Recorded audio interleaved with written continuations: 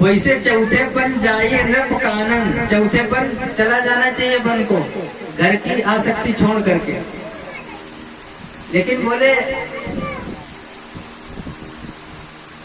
माता यस्य गृहे नास्ति भार्या अप्रियवादिनी तस्य बने न गंतव्यम यथा बने तथा गृहे। जिसकी माता गुजर गई हो, माता न हो, और पत्नी अप्रियवादिनी हो, जब बोले तो उल्टा बोले, उस व्यक्ति को बन जाने की जरूरत नहीं। क्यों? उसके लिए भगवान ने घर में वन बना दिया है।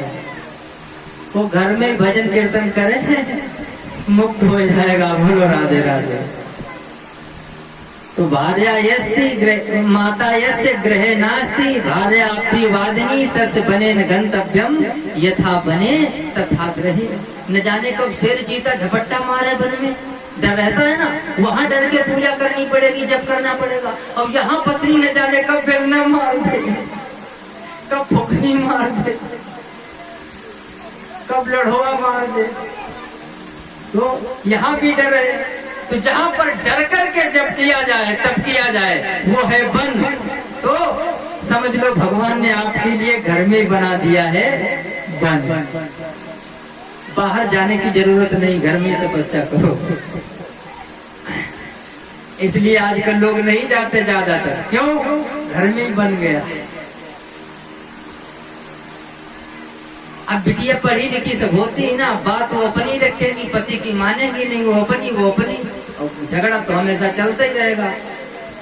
तो वन वाला हिसाब किताब घर में हो गया है, वन घर को ही आ गया है, तो बाहर जाने की जरूरत नहीं। बोलो राधे राधे।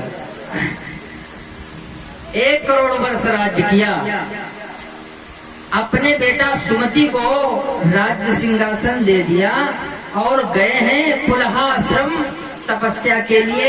गंडकी नदी में एक दिन सूर्य भगवान को अर्घ दे रहे थे भरत। उसी समय आवाज सुनाई दी सिंह की दहाड़। एक मृगी जो गर्भिणी थी भगी और उसने छलांग गंडकी नदी में लगा दी। सिंह की दहाड़ से मृगी डर गई थी, उसका गर्भपात जल में हो गया।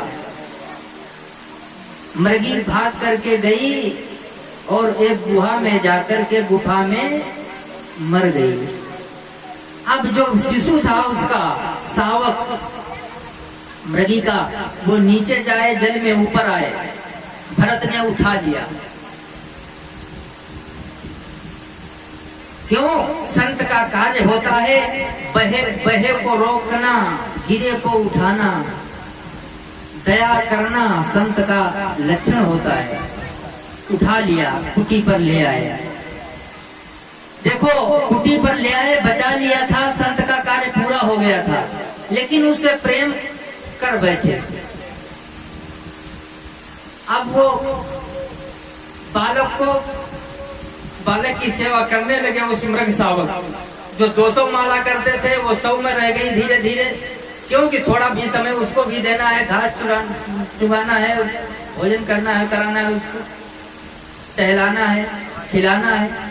तो देखो जो 5 पुत्रों को छोड़ करके आए, राजा थे, राज्य छोड़ करके चले आए, पत्नी को छोड़ करके चले आए, और आसक्ति किसमें होती जा रही है? मृग में। क्या सोचने लगे कि इस जंगल में हमारे सिवा इसका कौन है? कोई नहीं, इसका तो मैं ही हूँ। अपने सब छोड़ कर आए और उससे बालक के तरीके से प्रीति होने लगी। धीरे धीरे माला कम होती गई, 80, 40, 20, 10 ऐसी माला रह गई। 10, 5 जो 200 माला करने वाले थे, माला रह गई 10, 5। कभी कभी संध्या करने के लिए बैठते तो वो जल बिखेर देता, फूल बिखेर देता मृग शावक, तो डपट देते उसे, तो ऋषि बालकों के तरीके से ससेट कर बैठ जाता, तो इनका मन और चिपक जाता। इनका धीरे धीरे उसमें पुत्र के तरीके से मन चिपकता गया। अंत समय, अब जब इनका अंत समय आया, जब उनका अंत समय आया तो मृग पास में बैठा था, मृग का बच्चा।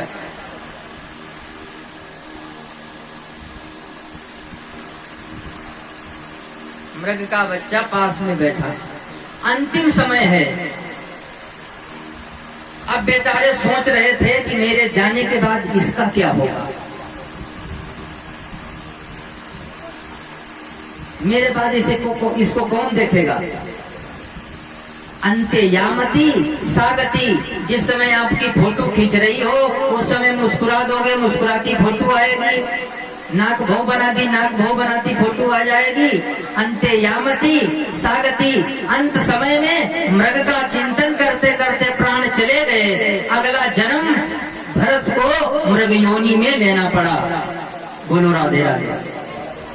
इसीलिए अंत समय संभाला जाता है, अंत राम कही आवत नहीं, अंत में राम नाम नहीं आता, और अगर राम नाम निकल गया तो फिर वो व्यक्ति आता नहीं है यहाँ। तो पहली बात तो राम जी नहीं आते, सिर्फ आखिरी सुधारी जाती है। देखो अंत सुधर जाए, अंत में राम याद आएंगे तो राम के पास चले जाओगे, और पोता याद आ गया तो पोता के बेटा बन करके आ जाओगे।